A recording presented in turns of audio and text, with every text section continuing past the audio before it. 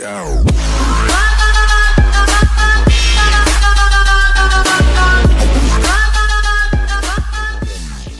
What's up, guys? And today we're going to sim the 2016-2017 season of the Edmonton Oilers. This is a pretty darn critical year for the Oilers. Pete Chiarelli has fully implemented his vision now, there's no doubt about it. After acquiring Larson, Lucic, Reinhart, Talbot, this is really his team now. So let's see if the Oilers can win with what he's built.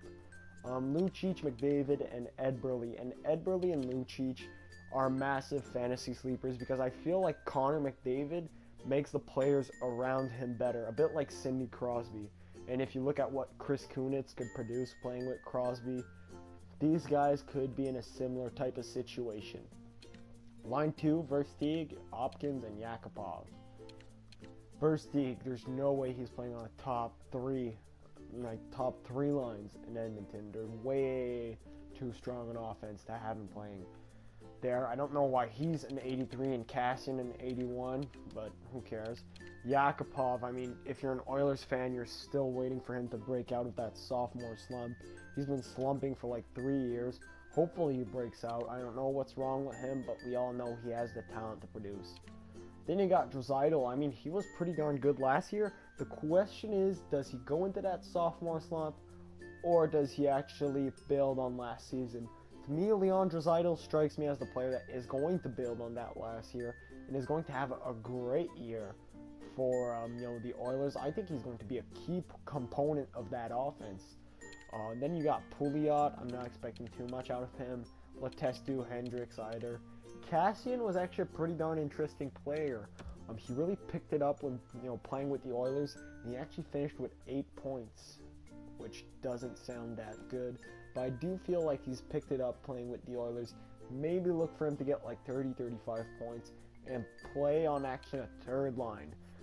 The other interesting players in the AHL right now for the sim is Jesse Puljujarvi. They picked him up 4th overall. He should have gone number 3 if you were listening to what NHL.com said. But the Columbus Blue Jackets preferred Dubois. I do think Puljujarvi will make the Oilers. To how much of an impact he's going to have is pretty much a big question. But even without Taylor Hall, keep this in mind. The Edmonton Oilers are dynamite on offense for their top 3 lines, in my opinion. If you just look at their centers, you can clearly understand why. On D, this is where the question mark lies for the Oilers. How well will Larson adapt to that probably bigger role he'll have in Edmonton than in New Jersey? Can he be the lead guy for a defense? Does Darnell Nurse have a strong season? Does he continue his way to becoming a pretty high quality defenseman in the NFL? How does did I just say the NFL? Fuck, I meant the NHL. Clefbaum, how does he play? Davidson, I feel like he can be a bottom pairing guy. Mark Fane, I'm not really feeling much out of him. Then in front of the net, Talbot, I feel like is going to be a pretty freaking solid starting goaltender. Not an elite one, but I think this is a pretty darn good one that Pete Chiarelli found for the Oilers. In front of the net was a question mark they had forever with the defense. Talbot, to me, has answered that question. He was pretty darn good last year, and I feel like he shouldn't be a problem for Edmonton. Another major question mark has to be Griffin Reinhart. He was terrible last year, and Edmonton gave up a shitload for him. If you're not, if you still remember that at the draft, I think it was like a 1st and a 2nd or a 1st and a 3rd. It was a hell of a lot of picks for Griffin Reinhart and very high quality picks, and he has just not, produced enough for the Oilers. He's been pretty darn dreadful for what they gave up for him, and hopefully he can have a pretty good year. If Griffin Reinhart, Darnell Nurse, and Adam Larson play well on D, I think the Oilers are an easy playoff team. Like, not even in the wild card, and I don't know how far-fetched that is. I mean, you need 3 players to step up on D, but still, if their defense comes together and plays really well, making the playoffs shouldn't be an issue for the Oilers. And keep in mind, to me, McDavid already strikes me as a Crosby level player. And a lot of Oilers fans are like, shit, we lost Taylor Hall on offense. And Taylor Hall was great, but I don't feel like he made the players that he played with, his line, his wingers, or in his case, his winger and center, better. I mean, he was great, but I don't feel like it was contagious to the rest of his lines mates. If you look at Sidney Crosby, he makes the players around him so much better. And I feel like Connor McDavid can have that type of effect. So as the season goes on and McDavid's greatness expands, and that's what I think is going to happen, Oilers fans are going to start to, feel a little bit less sour about that Taylor Hall trade. So I'll see you guys at the end of the season, and we'll see how it turned out for Edmonton. What's up, guys? And the sim is complete, and the Oilers go 40, 31, and 11, which turns out to be good enough to make the playoffs this year. And they'll go up in the first round against the Dallas Stars. First off, let's take a look at the stats from a few key players. So we'll start it off with probably Connor McDavid or Milan Lucic, whatever. Milan tallies 64 points. That would be pretty good. If he goes, anywhere over 60 is going to be fine. 81 for McDavid. That sounds great right off the bat like that. For some reason, I expect him to go like 90 or something like that. 62 for Jordan Eberle is also fine. What does the Nuge get? 51. That's a bit low.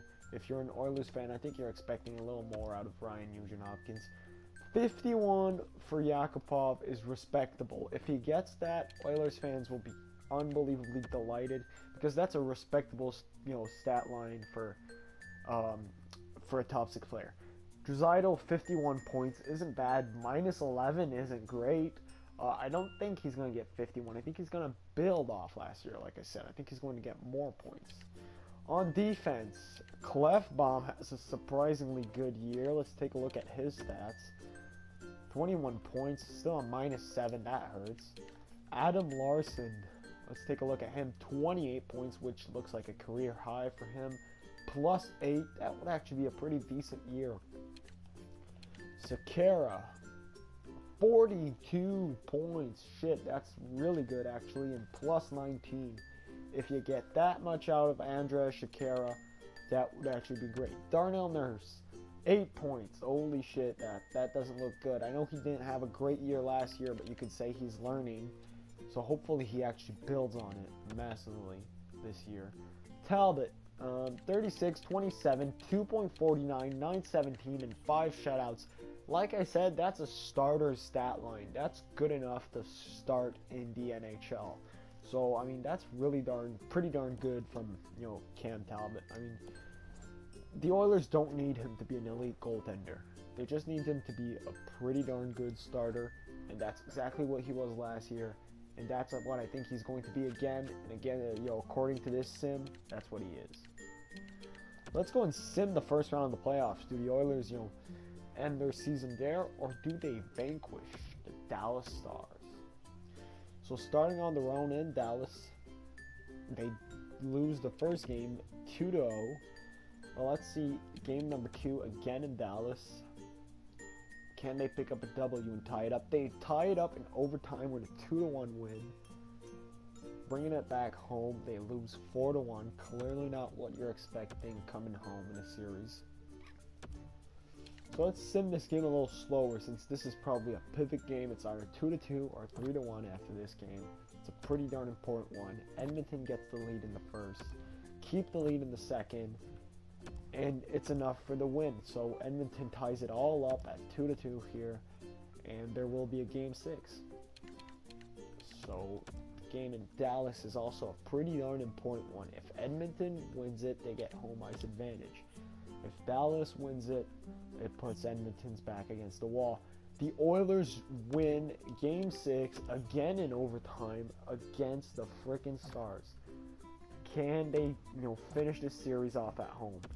They actually trail after 2, and that's it. They'll lose in Game 6. So we're going to Game 7 in Dallas. For some reason, I feel like it's been home ice disadvantage in this series.